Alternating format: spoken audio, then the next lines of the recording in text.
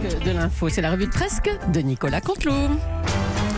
Et on démarre avec le titre principal de l'actu. Nikos, c'est à vous. Et bien sûr, aujourd'hui. Oh, la petite toux de Nikos, ça y est, ça va devenir un running gag.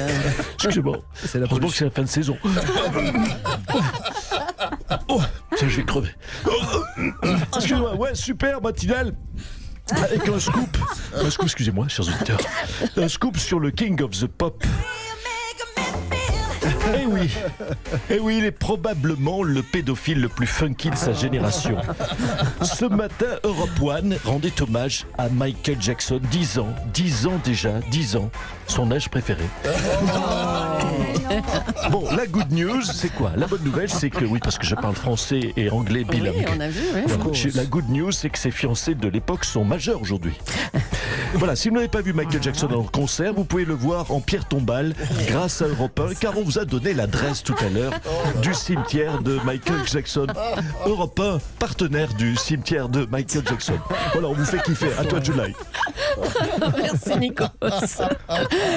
Autre chose, le fisc français a décidé de s'intéresser à son tour aux revenus de Carlos Ghosn. Et pour en parler, on reçoit Bruno Le Maire. Oui, bonjour Madame Julie. Bonjour aux autres. C'est Bruno Le Maire. Écoutez, en ces périodes de canicule, qui de mieux que moi pour refroidir l'ambiance dans votre studio? Alors, Carlos Ghosn a reçu une lettre du fisc lui indiquant que l'administration française allait entamer un contrôle à la loupe de sa situation fiscale. Oui, vous l'avez dit, Madame Julie, à la loupe. Nous allons tout éplucher dans les moindres détails. Et je tiens à féliciter l'administration française, car il faut lui rendre hommage pour sa réactivité. Cela fait maintenant, ouvrez les yeux, 6 mois que Carlos Ghosn est en prison au Japon pour fraude fiscale. Chaque semaine, dans la presse, on apprend un nouveau détournement, une nouvelle magouille. Et là, l'administration française s'est dit, tiens, et si nous le contrôlions, nous aussi? Je dis bravo les gars de l'administration fiscale. Vous êtes des cadors, vous êtes réactifs. Donc ça y est, hein, la procédure démarre, c'est ça? Je suis fier de cette administration. Oui, la procédure démarre. Enfin non, on a envoyé la lettre, pour être exact. Ouais. Mais comme nous sommes, vous l'avez constaté, monsieur Abiker, vous lisez la presse tous les jours avec la date en haut à droite. Nous sommes le 25 juin. Tous nos services partent en vacances 2 mois et c'est légitime. Donc, ça commencera en septembre, c'est ça? non, parce qu'en septembre, il faut relancer la machine, vous savez. C'est une grande administration fiscale. Il faut relancer les services. Il faut classer le courrier qui s'est entassé pendant les mois de juillet et d'août. Mais soyez sûr d'une chose, Madame Dacosta, Madame Vendy-Bouchard, soyez sûr d'une chose, c'est que dès le mois d'octobre ou de novembre, on commencera à contrôler Carlos. D'ailleurs, je vais le vérifier tout de suite, si vous le permettez, auprès de nos services. Allez-y. Oui, allô, c'est Bruno Le Maire, votre ministre. Si. Bruno Le Maire. Si. Bon, bref. Vous confirmez-moi que la procédure contre Carlos est lancée. Ah, ben très bien, elle est presque terminée. Bravo. C'est fantastique. Je suis fier de vous. Comment ça, il n'a pas déclaré tous les droits de Papayou Lélé. Mais écoutez, il est mort il y a 10 ans, Carlos. Vous terminez seulement son contrôle. Bon, je reviens vers vous. Oui, pardonnez-moi, Mme Julie, mais je dois retourner à Bercy au plus vite. Je pense qu'il y a un bug. On a un problème de Papayou Lélé. Je file. C'est ça, file et il y a urgence. À bientôt, Bruno Le Maire. Oui, je vois que M. Aliaga a une discographie très large. Allez, on va dire un mot de l'extraordinaire engouement populaire autour de la Coupe du Monde féminine de football. TF1, vous l'avez vu, signe la meilleure audience de l'année. Bonjour Didier Deschamps, c'est extraordinaire. Rosalie. Didier, c'est extraordinaire. Hein. Oui, bonjour à tout votre collectif. Oui, c'est extraordinaire avec un grand S. Hein, c'est exceptionnel avec un grand S aussi. Hein, c'est vrai que je discutais avec les dirigeants de TF1, que ce soit Gilles Pélisson, le président, Raprican, directeur des programmes, François Pélissier, directeur de plein de choses aussi. Oui, je les cite tous parce que vous savez, c'est le mercato, c'est toujours bon de failloter un peu avec les dirigeants.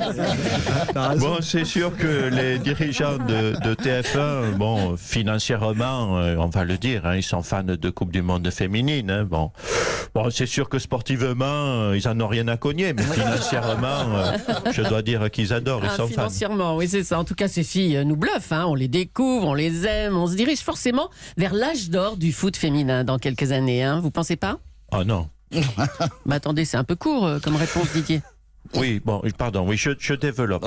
Pardon, mais c'est une très mauvaise analyse que vous faites, là, Madame Julie. Non, l'âge d'or, là, c'est du foot féminin, c'est maintenant, non, parce que qu'est-ce qui va se passer après pour les femmes avec la médiatisation?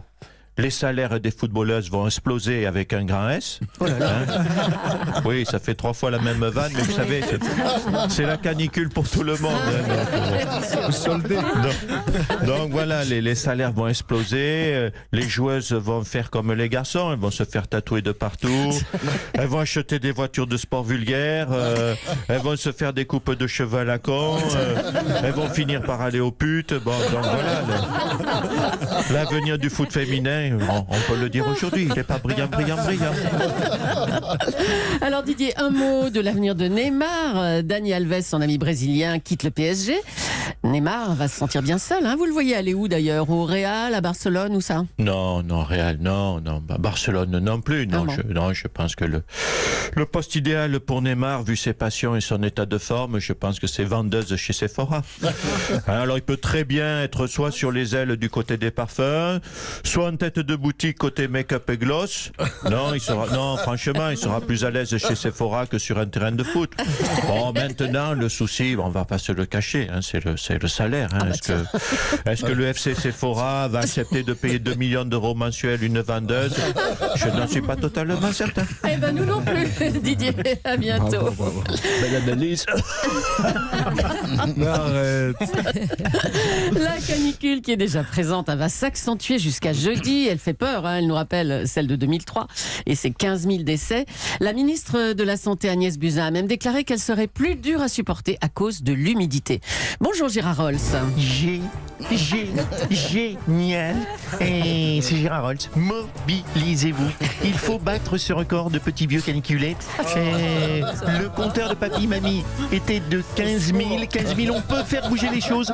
Le compteur a bougé, il a bougé le compteur. On peut faire mieux. On doit faire mieux. Alors planquez les bouteilles d'eau, mettez mes mères en terrasse, enfilez un anorak à pépère. Il faut battre ce record de 15 000. 15 000, mobilisez-vous, c'est génial. Non mais Gérard, on parle d'un compteur de personnes décédées, pas d'un compteur de dons. Enfin, faut pas le faire monter ce compteur. Merde, oui.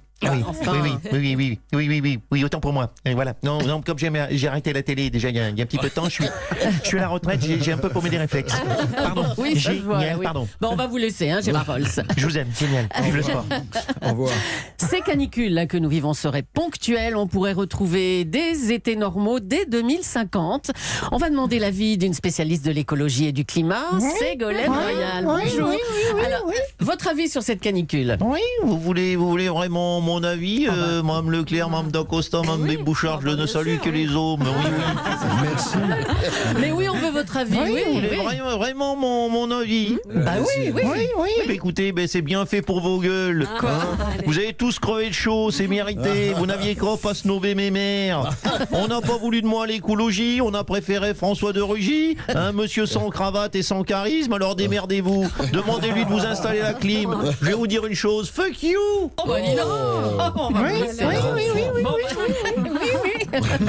Merci Ségolène Royal, si je puis dire. Avec les fortes chaleurs, les personnels de santé sont mobilisés. On va appeler un EHPAD pour voir comment tout s'organise.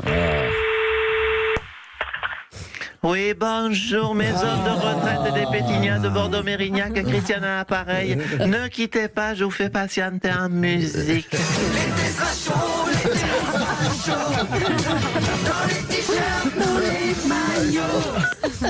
Oui, pardon, merci à patienter. Que puis-je faire pour vous? Bonjour Christiane, alors comment se portent vos patients? Oh, je me reconnais, c'est Mme Julie de Europe 1. Oh, je vous écoute tous les matins sur RTL. Écoutez, écoutez nos patients très bien. Ils n'ont jamais eu autant de visites. Toute leur famille est là. Ah bah dites donc, c'est bien ça, tant mieux. Oui, ça fait chaud au cœur. Tous les petits-enfants sont venus pour leur apporter à boire, pour leur donner un ventilateur, pour acheter leur maison viager, pour leur faire signer une modification de testament.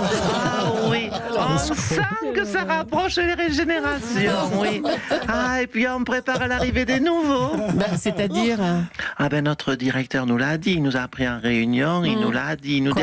Il nous a dit à 45 degrés toute la semaine, dimanche, on aura 30% des chambres qui vont se libérer, il faut se tenir prête.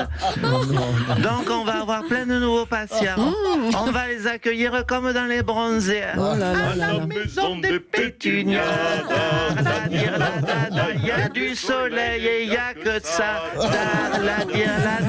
Tout le monde ne supportera pas. La dada, vous en avez plus pour un mois.